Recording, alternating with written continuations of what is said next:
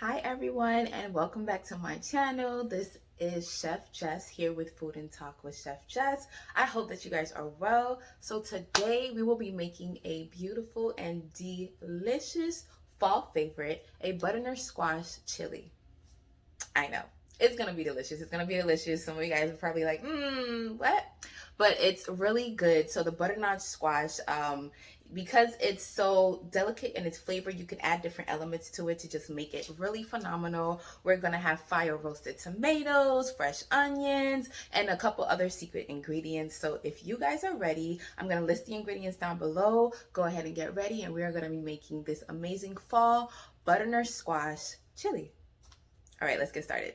All right, everyone. So just the list of ingredients are below, but I also kind of wanted to go through it as well. We have our freshly cut butternut squash. I am actually using black beans for this chili as well. We have the fire roasted red tomatoes. You can use any type of tomatoes you want, but I just like that kind of fire grilled flavor that comes out of roasted tomatoes.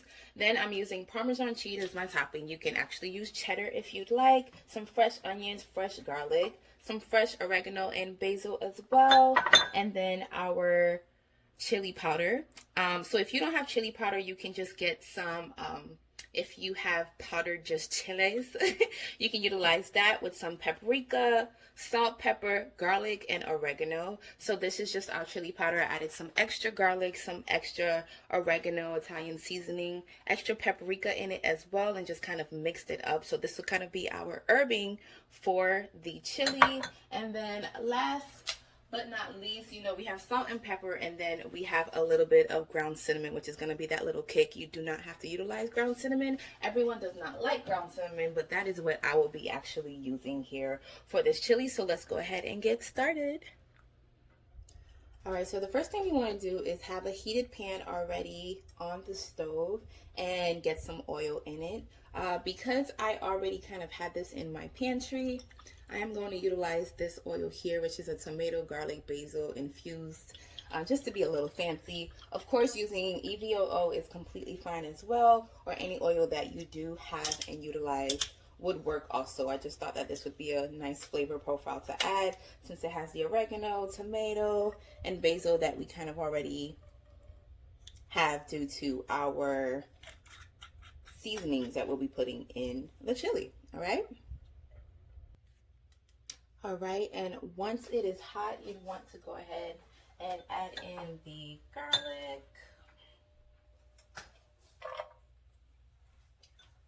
And you want to kind of let that kind of saute or cook until you smell the garlic. You can hear it kind of sizzling in there. All right, once you start smelling the garlic, you want to go ahead and add your onions as well. I have about half a cup of white onion here that I am utilizing. Oh, sorry, this smells good. And we want to kind of coat that in the oil, of course, just to get it nice and soaked up in the oil. And then give it a few moments to kind of get a little opaque or a little bit clear, just to kind of cook down that strong onion flavor that we can have. Now my heat is at a medium heat, and I'm kind of cooking everything slowly as I can. So you want to cook chili, of course, nice and slowly, and enjoying the little simmering that happens, because of course there's going to be some simmering later. So we're going to let this cook maybe about 3 minutes. We're going to let the onions cook. All right, so now what I like to do here is this is when I would like to add the squash, just so I can get it in that oil as well. Ooh, onion gone away. And while the squash is in there, that's when I would add my chili seasoning. Now, if you don't have chili seasoning at all, you can get a little bit of cayenne pepper, garlic, salt, pepper, cumin, and if you have any like fresh chilies, you can chop them up really small, and then you can kind of blend that all together with some paprika as well to get that color. You want to add the oregano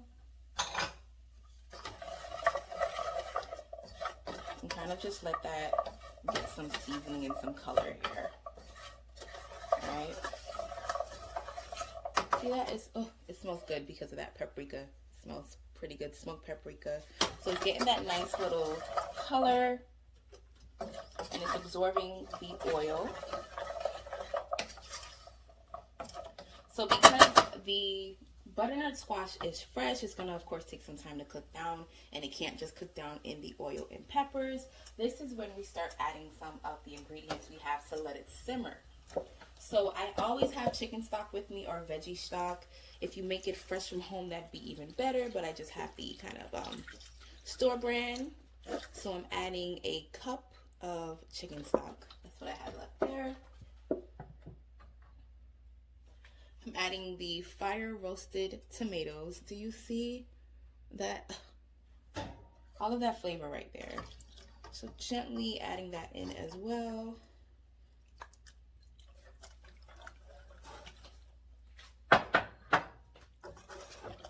You see that kind of come together. I'm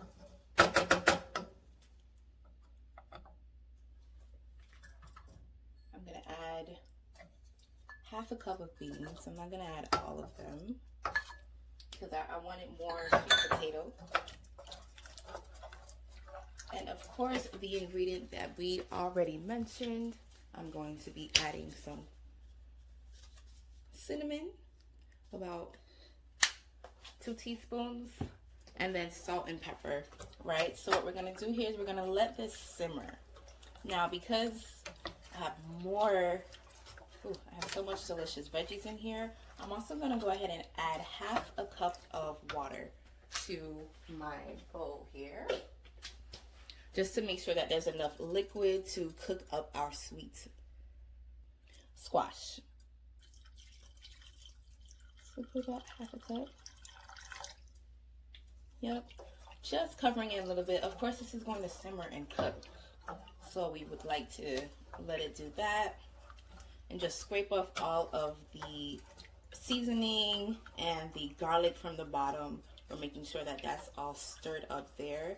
And what we're going to do is go ahead and put this on a medium-high heat, and then we're going to put the lid on top and let this simmer for about 20 minutes. All right, so it's been a couple of minutes. Just want to check in. Oh, ooh, that smells really good, especially that cinnamon. It just gives it that definite fall effect. And you can smell the fire roasted as well, and the smoky paprika, which is delicious. So it's been about 20 minutes. You want to cook the chili until, of course, soft. This is not quite there yet. Be careful when you're doing that because it's really hot. So we're going to give it another couple of minutes here, just stirring. And you want to make sure that the flavor is up to par with what you want, which I'll be checking in a moment. Okay, so a few things to mention with the chili, just to give it some variety as well.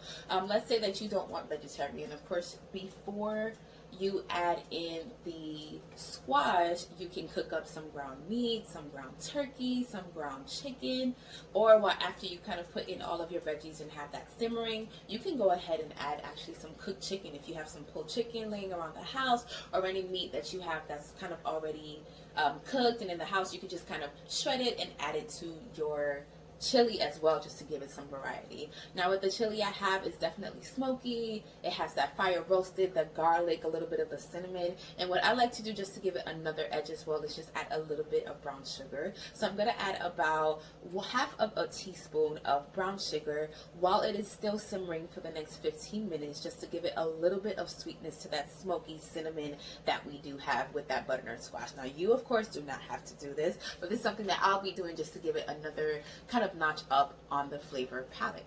All right. Okay, so we're in the last 10 minutes here of our chili cooking, and it smells so good. It just smells like home. It smells like home. One of those dishes that you definitely want to have when it gets a little cooler outside, of course the temperature is changing a bit, so it's a little cooler, 60s, 50s at night.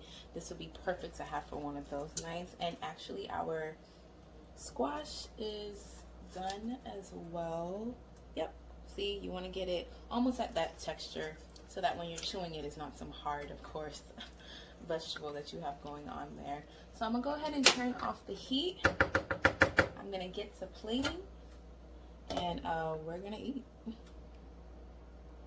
Hi everyone, hope that you guys are well and definitely enjoyed our butternut squash chili that we just made.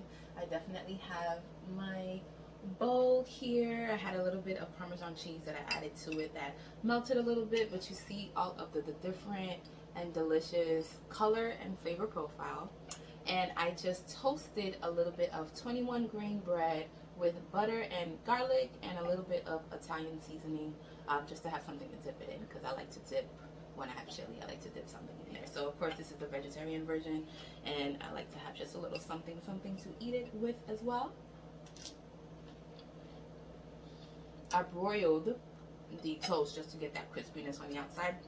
Didn't feel like using a toaster. Anywho, can you guys believe we are in October? We are, I should say, finally finally in October, almost towards the end of 2020. Not in a super rush, but you know, we are in October already. Leaves are changing, weather is changing, and we're kind of heading towards the holidays now. Like, it's official. We're like heading towards a holiday. And I don't know about you guys, but for me it's definitely been busier now with my job and just doing a lot of other things as well, with planning for the channel and with family. So definitely revving up. But I hope you guys are taking time to take care of yourself and of course take care of your loved ones. One of the things that you can definitely do to do that is create a meal together. Something like the butternut squash chili is so versatile, and it's so fun to make with different people, just because someone can add the beans, someone can add the squash, somebody can add, you know, the tomatoes, or add different elements to it to try and make it different. One of those cool friends and family meals. You can have it with a glass of red wine, have it with some water, or just have it like this with some toasted bread. And I have some water, as you can see here as well. I need to rehydrate during this cooler months. It's definitely important to hydrate your inside and outside. But what are you guys looking forward to in the end of the year here? I know for me, I'm looking forward to definitely spending time when things kind of start dying down and getting closer to the holidays with family and friends, even if it's virtual still as well, just connecting and reconnecting and, you know, making memories together. Because one thing I definitely learned is, you know, life is short. So definitely cherish time and loved ones as you can.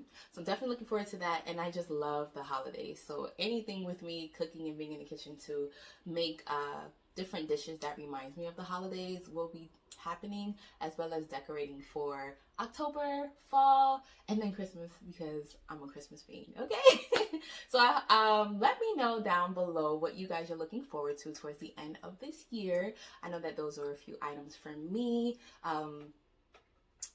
because I just love the holidays. Just absolutely love the holidays. And we'll definitely be enjoying, you know, different meals such as this to get through those cooler nights, right?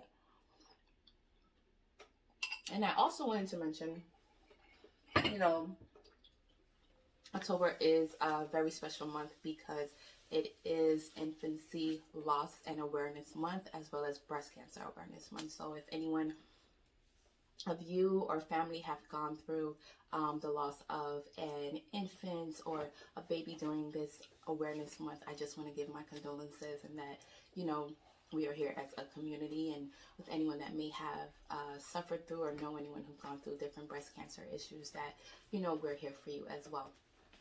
I hope you guys have a great rest of your day, and please, you know, shoot down below what you're looking forward to for the kind of fourth quarter ending of 2020, and I'll see you guys in the next video. Bye.